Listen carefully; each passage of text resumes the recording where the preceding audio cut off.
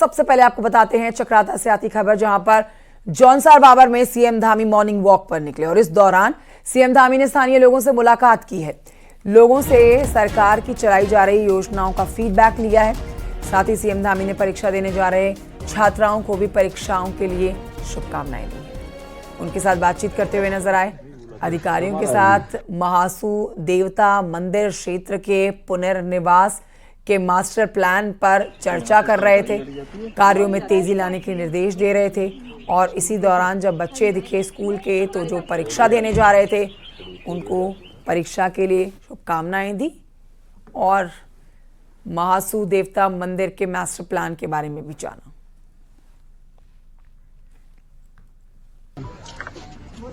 Good morning. बढ़ते हैं आगे, आपको बताते हैं कि सीएम पुष्कर सिंह धामी का आज उत्तरकाशी का दौरा है और सीएम धामी मुकबा में पीएम मोदी के यहां पहुंचने से पहले तैयारियों का जायजा लेंगे। 26 या फिर 27 फरवरी को पीएम मोदी मुकबा आ सकते हैं। पीएम मोदी के उत्तरकाशी दौरे को लेकर तैयारियां तेज हैं। पीएम मोदी के मां गंगा के मायके मुकबा आने के लिए तैयारियां पूरी की जा रही हैं। इन्हीं तैयारियों को जानेंगे मुख्यमंत्री धामी। मंदिर के साथ पूरे मुकबा गांव का भव्य तरीके से जो साज सजावट का कार्य चल रहा है उसकी जानकारी लेंगे। साथ ही रास्तों का जो निर्माण किया गया है उसके बारे में भी जानकारी अधिकारियों से लेंगे। इन दिनों मुकबा में भारी बर्फबारी हो रही है, जिसके बाद नज़ारे सिर्फ और सिर्फ बर्फ के नजर आ रहे हैं। सफेद चादर में लिपटा हुआ मुकबा नजर आ रहा है और ठंड भी प्रचंड पड़ रही है।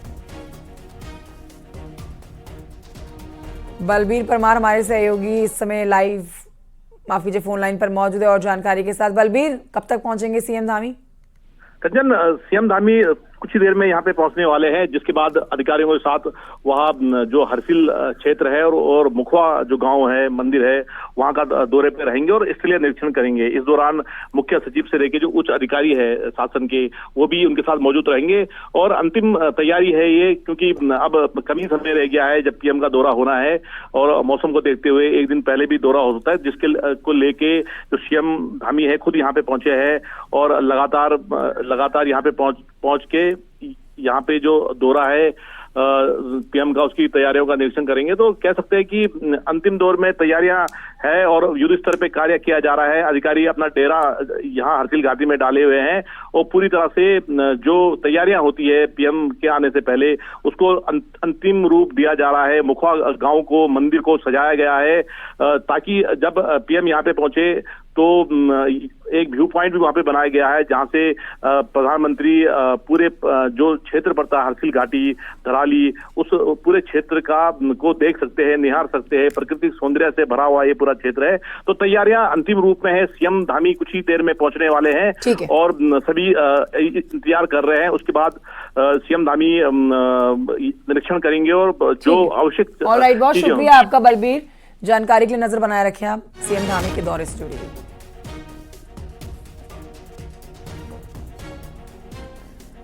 और ये बढ़ते हैं आगे, चमोली की खबर जानिए, जहां पर बद्रीनाथ धाम में लगातार मौसम बदल रहा है और लगातार बर्फबारी हो रही है।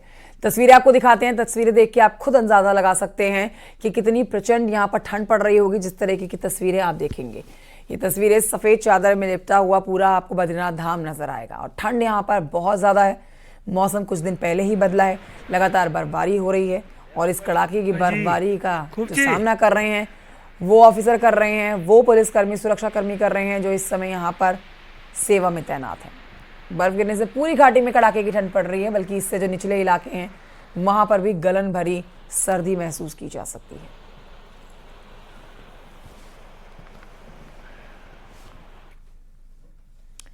उधर उत्तरकाशी के गंगोत्री धाम में माइनस तापमान के बीच में भोले भक्त गंगा में डुबकी लगा रहे हैं। यहां दूर दूर से आए भोले के भक्त गंगा जी में डुबकी लगा रहे हैं और हर हर महादेव का जयकारा लगा रहे हैं।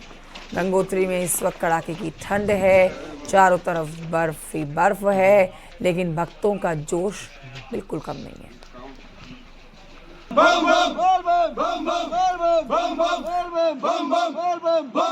हमारे साथ ऐसी भक्त है जिन्होंने अभी डुबकी लगा के आए हैं। क्या नाम है आपका और क्या सोच के साथ आप आए हैं? मेरा नाम नवीन है जी और हमारे गांव में एक नया मंदिर बना है गादी रुखिया का, तो उसके लिए हमने बोल रखा था कि भाई गंगोत्री से चल लेके आएंगे और स्नान करवाएंगे, इसीलिए हम यहाँ तक आए हैं भोले बाबा के दरबार पे कावड़ लेते हैं। अच्छा, कड़ाके की ठंड के बीच में आप डुबकी लगा रहे थे, कैसा लगा आपको? बहुत ठंड है, बहुत मुश्किल है, ठंड डुबकी लगी है, काफी ठंड लग रही है। क्या भाव था मन में वैसे अपने इच्छा से नौकती एक भी चीज़ ऐसी नहीं होनी चाहिए। भाई हम इस चीज़ में कमी रखें, अपनी हमारे गांव में एक मंदिर बनाया है दादी रुख्या का, हम उस पर चल लेकर जाकर चढ़ा। बड़ी संख्या में जो भोले भक्त है लगातार गंगोत्री धाम पहुंच रहे हैं और मां गंगा के जल में पवित्र डुबकी लगाने के साथ ही अपने अपने गंतव्य को रवाना हो रहे हैं। बलबीर कुमार, न्यूज 18, गंगोत्री धाम, उत्तरकाशी। 1989 बैच की आईएफएस ऑफिसर मीनाक्षी नेगी कर्नाटका की पहली महिला आईएफएस हैं, जिनको वहां फॉरेस्ट विभाग की कमान संभालने को दी गई है। मूल रूप से मसूरी की रहने वाली मीनाक्षी नेगी की ये बहुत बड़ी उपलब्धि है। उत्तराखंड में तमाम संगठनों से वो जुड़ी रही हैं और वो तमाम संगठन उनसे काफी खुश भी रहे हैं। जाहिर है कि मीनाक्षी ने देहरादून स्थित Indira Gandhi national forest academy से फॉरेस्ट्री की पोस्ट ग्रेजुएशन की है और अब कर्नाटक में तैनाती पाई है, जिस पर उनको शुभकामनाएं देने का तांता लगा हुआ है।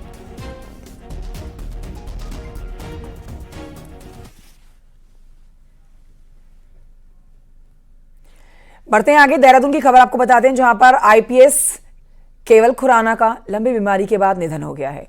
केवल खुराना 2004 के बैच के आईपीएस ऑफिसर थे और आईजी ट्रेनिंग के पद पर सेवा दे रहे थे।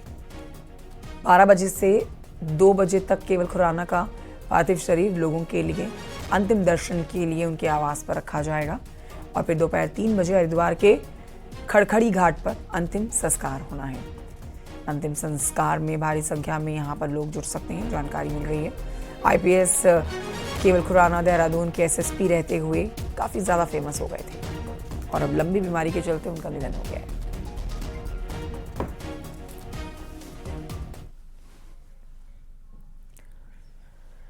उधर रुड़की की गंग नहर कोतवाली के सुनहरा में 2 पक्षों में जमकर लाठी डंडे चल गए हैं और दोनों ही पक्षों के कई लोग घायल हो गए हैं, जिन्हें अस्पताल में भर्ती कराया गया है।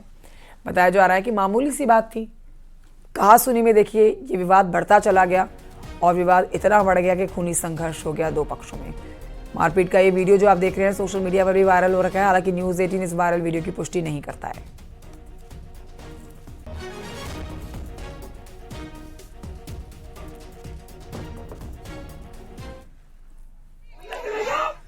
उत्तराखंड के 3 बॉर्डर जिलों का आज स्थापना दिवस है। पिथौरागढ़, चमोली और उत्तरकाशी, ये वो तीनों जिले हैं जिनका स्थापना दिवस है आज ही के दिन 1960 में तीनों बॉर्डर जिले बने थे।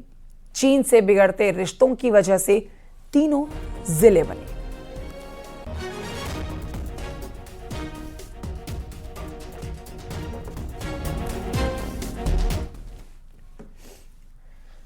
नैनीताल में भले ही पर्यटकों की कमी हो, लेकिन कैंची धाम में भक्तों का सैलाब उमड़ा हुआ है। वीकेंड पर तो जाम से लोग परेशान हो जाते हैं। प्रशासन के लिए भी यहां पर चुनौती बन गया है भक्तों को संभालना, लेकिन प्रशासन के अपने दावे हैं जिन पर लोग सवाल उठाते हैं। देखिए रिपोर्ट।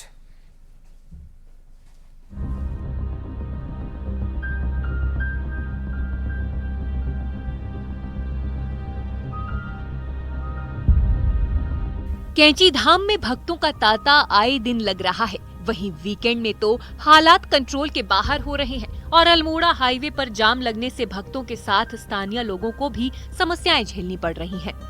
दूसरी ओर पार्किंग नहीं होने से सड़कों पर ही गाड़ियां खड़ी करनी पड़ रही हैं, जिसकी वजह से आवाजाही में भारी दिक्कत हो रही है। ये समस्या क्यों सामने आ रही है? क्योंकि पहले वैकल्पिक व्यवस्था कोई पार्किंग की जाती, तब जाके ऊपर की पार्किंग का निर्माण किया जाता। इससे आम जनता परेशान हो रही है। कैंची धाम की तो जनता परेशान है, श्रद्धालु परेशान है, साथ में अन्य व्यापारी, अन्य लोग जो हमारे अल्मोड़ा, रानीखेत, पिथौरागढ़ पहाड़ जा रहे हैं, उनको बहुत ज्यादा असुविधा यहाँ पर हो रही है। दरअसल पिछले 2 सालों में कैंची धाम में बढ़ी भीड़ के बाद भी इंतजाम दुरुस्त नहीं हो सके हैं। वहीं बाईपास निर्माण भी पाइपलाइन में ही है। इसके साथ ही शटल सेवा की कमी भी परेशानियों को बढ़ा रही है, लेकिन उसके बाद भी प्रशासन अभी तक सिर्फ इंतजाम करने का दावा ही कर रहा है।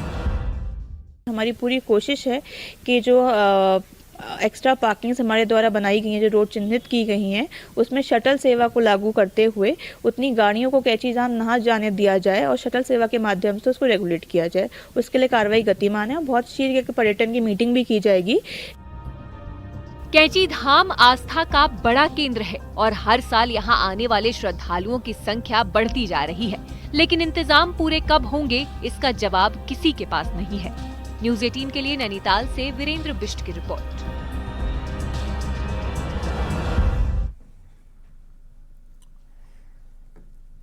चमोली में बद्रीनाथ ऋषिकेश हाईवे पर इन दिनों ट्रीटमेंट का काम चल रहा है, जिसकी वजह से लोगों को भारी परेशानियों का सामना करना पड़ रहा है। नेशनल हाईवे पर कई जगहों पर लैंडस्लाइड होने की वजह से कई गांवों पर खतरा मंडराया हुआ है। वहीं 4 मई को बद्रीनाथ धाम के कपाट खुलने हैं। ऐसे में 4 धाम यात्रा से पहले हाईवे को ठीक करना बड़ी चुनौती है।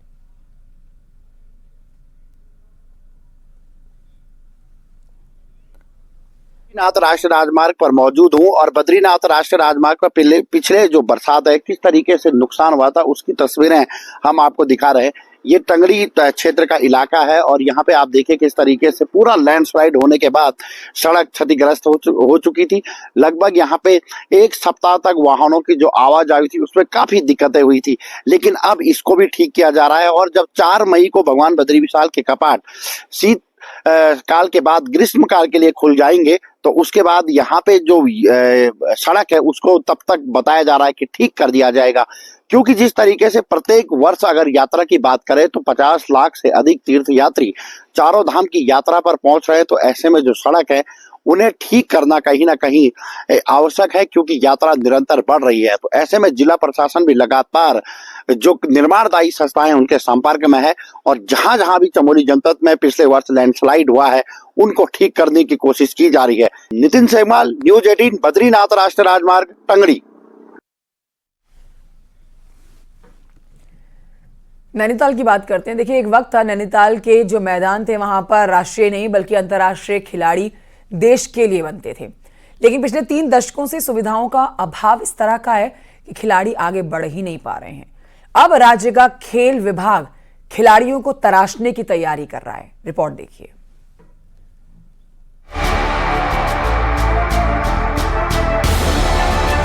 हाल का ये ग्राउंड खेल विभाग के अधीन हो जाएगा। इसके लिए सरकार ने पूरी तैयारी कर ली है। ग्राउंड को अब एनजीटी डीएसए क्लब से हटाने की कवायद तेज हो गई है।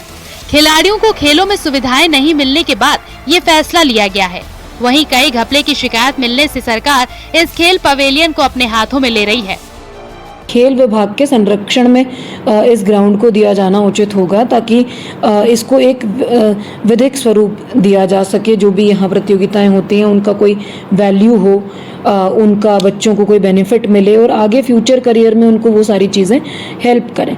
तो इस पर शासन में प्रस्ताव गया था, जहाँ शासन स्तर से सहमति बनी है। नैनीताल का ये ग्राउंड 1880 के भूस्खलन के बाद बना था, जिसके बाद से ही यहाँ खेल होते रहे। 1934 में पहले जिमखाना और उसके बाद जिला खेल संघ को इसकी लीज दी गई, जो साल 1963 में खत्म हो गई थी, लेकिन उसके बाद भी इसको सरकार और पालिका ने अपने कब्जे में नहीं लिया। 2017 में जिला खेल संघ को चला रही संस्था पर घपले के आरोप लगे, तो जांच में भी कई अनियमितताएं सामने आई, जिसके बाद इस ग्राउंड को अब खेल विभाग को देने की कवायद शुरू हो गई। वहीं सरकार के इस फैसले से खेल प्रेमियों में खुशी है। सरकार के द्वारा और खेल विभाग के द्वारा जो गतिविधियां कराई जाएंगी, उससे हमारे जो स्थानीय के जो हमारे खिलाड़ी हैं, चाहे किसी भी खेल के हों, उन्हें जो एक प्लेटफॉर्म यहाँ से नहीं मिल पा रहा था, वह उन्हें राष्ट्रीय स्तर में जाने का उनको यहाँ से प्लेटफॉर्म मिलेगा खेल विभाग के द्वारा। उन्हें जो खेल विभाग की जो सुविधाएं होंगी वो उन्हें प्राप्त होंगी और इससे वे सभी इस नैनीताल का नाम, राज्य का नाम और देश का नाम रोशन करेंगे। बहरहाल अब देखना होगा कि खेल विभाग को कब तक ये ग्राउंड मिलता और यहाँ की खेल सुविधाओं का विकास हो पाता है। नैनीताल से न्यूज़ 18 के लिए वीरेंद्र बिष्ट की रिपोर्ट।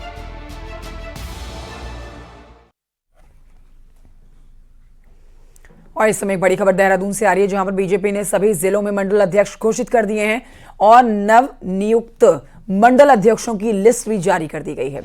कई युवा चेहरों को यहां जगह दी गई है। कई युवा चेहरों को मंडल अध्यक्ष की जिम्मेदारी सौंपी गई है।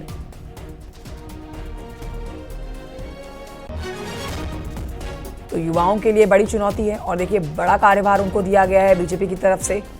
कई युवा चेहरों को बड़ी जिम्मेदारी दे दी गई है। अब उन्हें ये जिम्मेदारी बखूबी निभानी भी होगी, क्योंकि बीजेपी के मंडल अध्यक्षों के जो नाम घोषित किए गए हैं उसमें ज्यादातर युवा चेहरे हैं।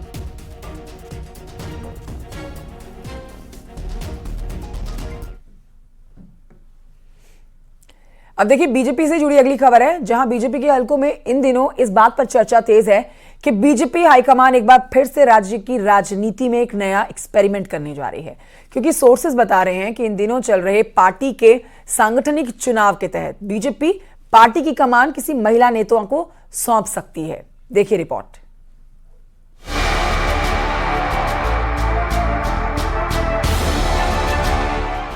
राजस्थान और उड़ीसा में महिला उप मुख्यमंत्री के बाद दिल्ली में रेखा गुप्ता को मुख्यमंत्री बनाए जाने से ये चर्चा तेज है कि बीजेपी अब महिलाओं को फ्रंट लाइन की राजनीति में मौका देने जा रही है, और इसके पीछे है भविष्य में लोकसभा विधानसभाओं में महिलाओं को 33% आरक्षण की बाध्यता। लिहाजा बीजेपी अपनी महिला विंग को तैयार करने में जुट गई है। चर्चा है कि उत्तराखंड जैसे छोटे प्रदेश में संगठन की कमान महिला नेत्री को सौंपकर बीजेपी संगठन के लेवल पर भी नया प्रयोग कर सकती है। पार्टी की ओर से भी ऐसी संकेत मिल रहे हैं। हम इस बात को भी समझते हैं, मातृशक्ति का जो भारतीय जनता पार्टी के प्रति जो उनका लगाव है, भारतीय जनता पार्टी पक्ष में जो माहौल है, और मैं इस बात को कह सकता हूँ बड़ी संख्या में अगर हमने मातृशक्ति को पंचायतों में प्रतिनिधित्व दिया है, नगर पालिका में प्रतिनिधित्व दिया है, तो इस बात को भी मातृशक्ति बहनें सब समझती हैं। और हमारा कर्तव्य लीडरशिप डेवलप करना। हम अगर राजनीतिक क्षेत्र के अंदर बहनों को दायित्व देते हैं, पार्टी के अंदर काम पर जोड़ते हैं, तो उत्तराखंड वो राज्य है जो बीजेपी की रीति नीति पर फिट बैठ रहा है। यहाँ महिला वोटर्स का बढ़ा हुआ मत प्रतिशत बीजेपी के पक्ष में जाता रहा है, और बीजेपी अपनी जाति का आधार भी आधी आबादी के इस वोट को मान रही है। नई बन रही संभावनाओं से अब बीजेपी महिला विंग में भी उत्साह बना हुआ है। इस समय भारतीय जनता पार्टी की 2 उप मुख्यमंत्री हैं राजस्थान में, उड़ीसा में। रेखा गुप्ता जी के तौर पर हमें एक महिला मुख्यमंत्री भी भारतीय जनता पार्टी ने दी है। तो मुझे लगता है कि लगातार पार्टी की कोशिश रही है कि महिलाओं का प्रतिनिधित्व बढ़ाने का और आधी आबादी को उसका हक देने का। तो अगर कभी उत्तराखंड में ऐसा महिला अध्यक्ष बनने की बात आई तो मुझे लगता है ये भी स्वागत योग्य होगा। भारतीय जनता पार्टी ही एक ऐसी पार्टी है जो महिलाओं को सम्मान देने की बात करती है, महिलाओं को आगे लाने की बात करती है, महिलाओं को विधानसभा लोकसभा तक अग्रिम पंक्ति में बिठाने का काम करती है। संगठन में भी जिस प्रकार से महिलाओं को 33% आरक्षण देकर के उनको उच्च पदों पर बिठाने का काम किया है। सूत्र बताते हैं कि आधी आबादी को फ्रंट लाइन पर लाने का ये आइडिया संघ का है। संघ के द्वारा ही बीजेपी हाई कमान को ये सुझाव दिया गया कि छोटे राज्यों में ये अनुभव प्रयोग किए जाएं, और उत्तराखंड इसके लिए सबसे ज्यादा मुफीद है। न्यूज़ 18 के लिए देहरादून से सुनील नवप्रभात की रिपोर्ट। शुक्रवार को विधानसभा के अंदर संसदीय कार्य मंत्री प्रेमचंद अग्रवाल का एक बयान सुर्खियों में है। उत्तराखंड क्या सिर्फ पहाड़ियों का है, यहाँ दूसरे राज्यों से भी अक्सर लोग आकर बसे हुए हैं। अब देखिए मंत्री के इस बयान पर तीसरे दिन आज लगातार बवाल कटा रहा। ऋषिकेश के विधायक और मंत्री प्रेमचंद अग्रवाल अपने बयान पर बार बार खेद भी प्रकट कर रहे हैं, लेकिन बावजूद इसके विरोध थम नहीं रहा। अब हद तो तब हो गई जब रविवार को मंत्री गंगा तट पर पहुंचे और प्रेमचंद अग्रवाल को यह कहना पड़ गया कि वो चरणों में गिरकर माफी मांगने को तैयार हैं, बशर्ते पहाड़ और मैदान के नाम जो दुष्प्रचार किया जा रहा है वो रुके तो सही। क्योंकि मैंने कोई गलत काम नहीं किया, ना मैं किसी को गलत कहा, ना कभी मेरी मंशा थी, ना है, ना रहेगी, ना सोच सकता हूँ। यदि ये दुष्प्रचार समाप्त हो सकता है, मैं तो कह रहा मैं उनके चरणों में लौट के माफी मांगने को तैयार हूँ, लेकिन आप दुष्प्रचार करना तो छोड़िए। उधर मंत्री प्रेमचंद अग्रवाल के बयान के बाद में सड़क से लेकर सोशल मीडिया तक बीजेपी की किरकिरी हो रही है। प्रदेश अध्यक्ष ने प्रेमचंद अग्रवाल को तलब किया, तो वहीं मंत्री गणेश जोशी को पता ही नहीं है कि सदन में आखिर हुआ क्या है। देखिए रिपोर्ट।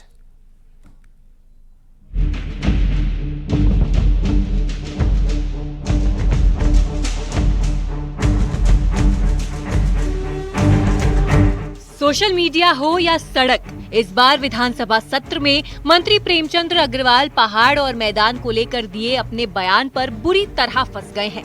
सोशल मीडिया पर जहां एक से एक मीम बन रहे हैं, वहीं रविवार को कई जगह मंत्री के विरोध में प्रदर्शन भी हुए, जिसको लेकर सोशल मीडिया में कई ग्रुप एक्टिव हो रहे हैं।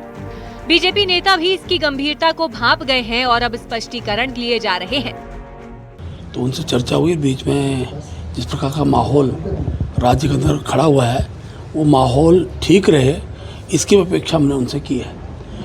पार्टी ने शब्दों को चयन करके वो बोले। उनका कहना था कि मेरा भावार्थ बिल्कुल नहीं है, कि जो शब्द है वो गाली वाला शब्द भी अगर है तो मेरे वक्तव्य से पहले का है। वो ना पहाड़ के लिए कहा गया, ना मैदान के लिए कहा गया, ऐसा भाव है नहीं। वहीं बीजेपी के मंत्री मानते हैं कि सदन में काफी प्रेशर रहता है, इसलिए ऐसा हो सकता है, मगर हर सवाल पर पूरी तैयारी जरूरी है। जबकि प्राकृतिक खेती के जवाब में फंसे मंत्री गणेश जोशी कहते हैं कि उनको तो पता ही नहीं कि सदन में हुआ क्या, वो उस समय वहाँ नहीं थे। मैं समझता हूं कि वहां पर बड़ा प्रेशर होता है और प्रेशर के अंदर कोई आदमी कुछ बोल जाता है, परंतु उन्होंने ये खेद व्यक्त कर दिया है। मैं उन्हें धन्यवाद ज्ञापित करता हूं।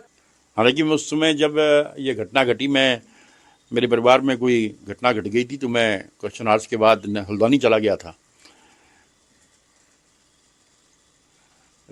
वास्तव में क्या बात थी मुझे जानकारी में नहीं है, लेकिन माननीय संसदीय कार्य मंत्री जी ने कल सदन में कहा कि मैंने ऐसा कुछ नहीं कहा, और अगर किसी को लगता है उन्होंने इसके लिए खेद व्यक्त किया है। विधानसभा सत्र तो खत्म हो गया, लेकिन सदन में फैला रायता को समेटना अब बीजेपी को भारी पड़ता जा रहा है। इसलिए बीजेपी कोई बड़ा एक्शन भी ले सकती है। न्यूज़ 18 के लिए देहरादून से भारती सकलानी उनियाद की रिपोर्ट।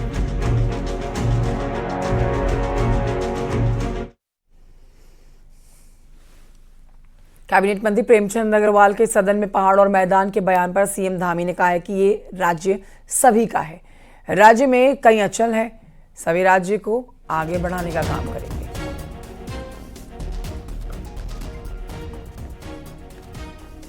देखिए जी, ऐसा है कि उस पर विधानसभा में मैंने पहले ही सभी लोगों से कह दिया कि ये राज्य हमारा सभी का है, और राज्य में हमारे यहाँ पर देखिए अलग अलग अंचल हैं, अलग अलग स्थान हैं, सभी मिलजुल कर राज्य को आगे बढ़ाने का काम करेंगे।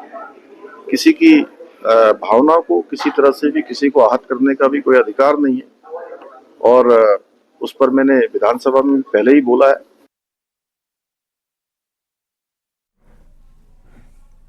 आपदा में टूटे मालन नदी के पुल बनाने का काम लगातार जारी है। पुल के टूटने से कोटद्वार भावर क्षेत्र की 40,000 से ज्यादा आबादी सीधा इससे प्रभावित हो रखी है, जिस पर संकट मंडराया हुआ है।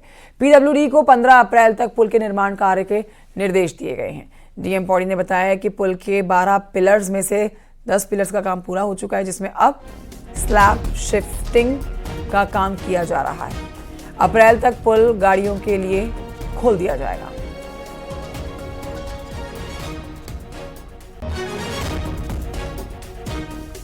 जो पियर्स हैं उनमें से 10 पेयर हमारे कंप्लीट हो चुके हैं और 5 स्लैब्स हमारी ऑलरेडी डाली जा चुकी है 12 में से, और अभी जो बाकी बचे हुए 2 हमारे पेयर्स हैं उनका काम मैं खुद अभी स्पॉट इंस्पेक्शन करके आया हूँ और 15 मार्च तक कंप्लीट होगा और 28 अप्रैल तक हमारा पुल फंक्शनल होने की पूरी संभावना है। उत्तराखंड सिंचाई विभाग में फर्जी तबादले के मामले में सचिव सिंचाई ने जांच करके एफआईआर दर्ज कराने के निर्देश दिए। विभागीय अधिकारियों की मिलीभगत से फर्जी हस्ताक्षर करके 4 इंजीनियर्स के ट्रांसफर के आदेश दे दिए गए थे। वहीं आरोपियों के खिलाफ विभागीय जांच शुरू कर दी गई है और मामले में जल्द केस भी दर्ज किया जा सकता है।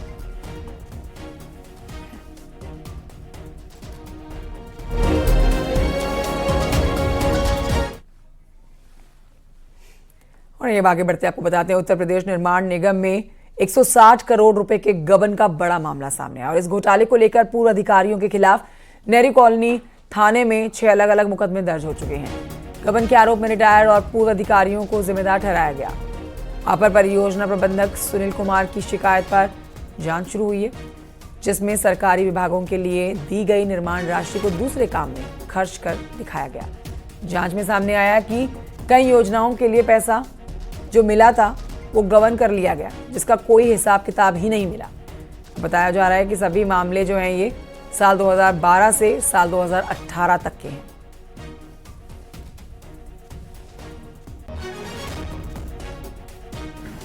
देखिए, कल थाना नेहरू कॉलोनी पर 6 एफआईआर उत्तर प्रदेश राज्य के निर्माण निगम के भूतपूर्व जो कर्मचारी रहे हैं उन पर अभियोग पंजीकृत किए गए हैं, जिसमें सेक्शंस जो हैं 409 और 420 आईपीसी में अभियोग पंजीकृत हुए हैं।